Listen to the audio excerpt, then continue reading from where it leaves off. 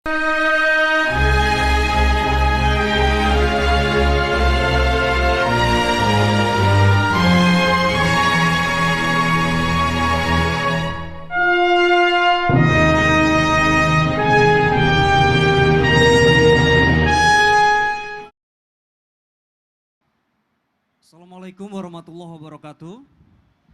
Selamat siang, salam, Om Swastiastu, Namo Buddhaya, salam kebajikan. Yang sangat kita muliakan bersama, tepuk tangan yang meriah untuk Ibu Bintang Puspayoga, Ibu Menteri Pemberdayaan Perempuan dan Perlindungan Anak. Kemudian didampingi oleh Bu Leni dan juga yang sangat saya hormati juga saya cintai Ibu Novita Harini Muhammad, founder dan juga CEO dari Perintis Indonesia. Jadi ini bukan nepotisme ya, kebetulan saya dampingin istri tiba-tiba disuruh mewakili Pak Ketum sambutan karena Pak Ketum juga sedang ada acara di sini. Seluruh narasumber dan juga seluruh hadirin yang sangat berbahagia. Acara pada kesempatan kali ini, talk show ini jadi sangat penting karena kita tahu bersama ada studi global dari McKinsey bahwa ketika kita mengoptimalkan peran perempuan khususnya di dalam ekonomi akan ada tambahan 12 triliun dolar. Ekonomi ini berputar yang dikelola oleh perempuan di seluruh dunia di global. Di Asia Pasifik ada sekitar 4,5 triliun dolar potensinya. Jadi begitu sangat besar dan di Indonesia sendiri mungkin kurang lebih akan ada tambahan 2 kali lipat dari GDP yang kita punya jika seluruh potensi perempuan ini bisa berkembang. Apalagi Bapak Ibu sekalian, studi juga dilanjutkan mengatakan bahwa ketika kita ingin menyelesaikan masalah-masalah seperti katakanlah saat ini kita masih punya stunting, Pak Presiden ingin SDM Indonesia unggul, Indonesianya maju, maka peran perempuan juga menjadi sangat penting. Karena ketika perempuan ini mendapatkan penghasilan, survei di dalam rumah tangga 90%-nya akan diinvestasikan kembali untuk kehidupan rumah tangga. Jadi untuk anak, untuk kebutuhan gizi, untuk kemudian pendidikan anak. Sedangkan kalau kaum laki-laki yang mendapatkan pendapatan, kurang lebih yang diinvestasikan kembali ke keluarganya sekitar 30%. Nah ini termasuk saya. Saya kalau punya duit yang dipikir beli sepatu bola baru. Kalau istri saya yang dipikir ditabung buat besok anaknya mau disekolahkan kemana lagi gitu. Mau dibeli dikasih asupan nutrisi apa lagi. Nah maka urusan-urusan stunting, urusan kemudian bagaimana menciptakan sumber daya manusia yang unggul, peningkatan derajat kesehatan di rumah tangga, itu leadernya adalah perempuan. Makanya sekarang bagaimana kita pemerintah daerah harus terus diedukasi untuk bisa mengadvokasi dan memberikan ruang. Bukan karena perempuan ini adalah kaum yang kedua atau tertinggal sehingga mereka harus diberdayakan, tidak. Tetapi karena Tuhan saja memberikan kepercayaan kepada perempuan. Kalau Tuhan memberikan kepercayaan pada laki-laki pasti yang disuruh hamil laki-laki. Tapi karena tahu bahwa laki-laki itu nggak sabaran gitu. Mungkin hamil dapat 2 minggu sudah diaborsi mungkin kalau laki-laki yang mengandung gitu. Karena saking nggak betahnya gitu. Tapi perempuan dengan 9 bulan itu adalah sudah kode dari Tuhan bahwa perempuan memang secara naluriah alamiah diberikan kepercayaan oleh Tuhan untuk kemudian melakukan pengasuhan sejak dalam kandungan. Dan itu juga yang terjadi di dalam lingkungan sosial kita. Tapi sayangnya selama ini akses yang belum terbuka, kemudian wawasan yang belum terbuka, makanya pertemuan kali ini untuk meleverage bahwa potensi alamiah ini harus kemudian dimaksimalkan untuk menyelesaikan segala persoalan baik itu ekonomi maupun sosial dan juga sumber daya manusia. Jadi acara kali ini sangat penting sekali dan selamat menyaksikan dan saya terima kasih kepada narasumber yang sudah datang dan mewakili Ketua Umum APKASI dengan mengucap Bismillahirrahmanirrahim, berharap ridha Allah Subhanahu wa taala. Talk show pada siang hari ini kami nyatakan dibuka. Terima kasih, saya akhiri sekali lagi Om Santi Santi Santi Om, salam sehat semuanya, berkah selalu. Wassalamualaikum warahmatullahi wabarakatuh.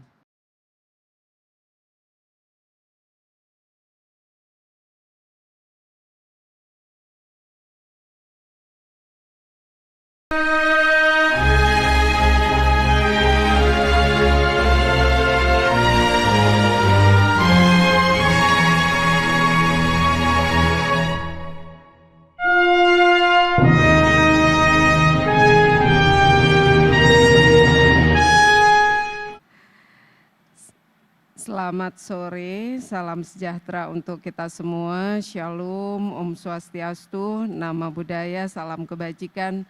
Tentunya salam sehat untuk kita semua. Yang saya hormati, Wakil Ketua APKASI, Bapak Bupati Trenggalek, yang semangatnya luar biasa. Saya mohon maaf Pak, sebenarnya momentum yang sangat amat bagus. Sebenarnya tadi pagi kita bisa menyampaikan ada bupati seluruh Indonesia. Kalau kami ada banyak pesan yang ingin kami sampaikan di kementerian ini, karena Kementerian Pemberdayaan Perempuan dan Perlindungan Anak bisa memberdayakan perempuan, bisa melindungi anak-anak, ini tidak terlepas daripada bagaimana kebijakan para pimpinan di daerah. Nanti kami titip, namun hari ini karena melihat situasi mungkin kami akan berbicara terkait dengan pemberdayaan ekonomi perempuan saja. Dan Bapak Ketua DPRD Darmasraya yang saya hormati, kemudian ada Ibu Nopita Hardini, Ketua Uprintis yang semangatnya juga luar biasa, terima kasih banyak yang telah memfasilitasi, mengkomunikasikan sehingga acara ini bisa berjalan. Demikian juga dari OCDC, Ibu Mariam. Mudah-mudahan nanti ke depan kita bisa bekerja sama ya Bu, kita bisa bekerja sama dalam hal pemberdayaan perempuan. Dan tentunya Bapak Ibu yang hadir pada sore hari ini yang saya hormati dan saya banggakan. Tentunya pada kesempatan ini kami dari Kementerian Pemberdayaan Perempuan dan Perlindungan Anak menyampaikan apresiasi yang setinggi-tingginya. Kami bisa berada di tengah-tengah Bapak Ibu dengan semangat yang luar biasa, tentunya tidak dibekali dengan komitmen kita bersama untuk memberdayakan perempuan-perempuan yang ada di seantero Nusantara ini. Bapak Ibu yang kami hormati, tentu pada sore hari ini dengan kami sekali lagi menyampaikan apresiasi yang setinggi-tingginya, sinergi kolaborasi yang sudah dilakukan dari APKASI dengan Uprintis sehingga kita bisa menyelenggarakan talk show tentang women empowerment pada sore hari ini. Bapak Ibu hadirin yang hadir pada sore hari ini, pada kesempatan ini kami sampaikan di era revolusi industri 4.0 dan momentum bonus demografi yang saat ini sedang terjadi, diharapkan Indonesia dapat bersaing dan mengambil peluang serta manfaat sebanyak-banyaknya untuk mencapai lompatan besar menuju kesejahteraan bangsa. Nah, tadi sudah disampaikan oleh Wakil Ketua APKASI terkait dengan apa yang menjadi tujuan dan semangat yang dibangun oleh Bapak Presiden kita yang dituangkan dalam RPJMN 2020-2024 adalah meningkatkan sumber daya manusia yang berkualitas dan berdaya saing. Secara kuantitas, ibu-ibu yang kami hormati, Indonesia memiliki sumber daya manusia yang sangat besar. Kalau kita melihat data BPS tahun 2020, populasi Indonesia itu adalah sebesar 270,20 juta jiwa, di mana dari 270,20 juta jiwa, setengahnya adalah perempuan. 49,48% adalah perempuan dan sepertiganya adalah anak-anak. Artinya apa? Memberdayakan perempuan ini adalah merupakan hal yang sangat penting untuk digerakkan bersama, apalagi akan menjadi kebijakan-kebijakan para pimpinan daerah di seantero Nusantara ini. Bapak Ibu hadirin sekalian, nah sampai saat ini ketika kita melihat perempuan ini adalah sumber daya manusia yang luar biasa, kalau kita melihat dari sisi populasinya, tapi sampai saat ini ketimpangan gender masih terlihat jelas. Ini kita bisa lihat dari indeks pembangunan manusia yang mengukur dari 3 aspek penting, apakah itu aspek pendidikan, kemudian aspek kesehatan maupun aspek ekonomi. Demikian juga ketika kita melihat daripada indeks daripada pembangunan gender dan indeks pemberdayaan gender, ini masih menjadi PR untuk kita selesaikan. Dan yang lebih miris lagi, tadi saya banyak bercerita dengan Ibu Mariam, demikian juga dengan Novita, Ibu Novita. Nah, di samping kita melihat indeks, ketika kita melihat tingkat partisipasi angkatan kerja, ini juga sangat miris bagi perempuan. Kita tertinggal jauh dengan laki-laki, di mana prosentasenya 53% berbanding 82%. Nah, ini menjadi PR-PR yang harus kita selesaikan.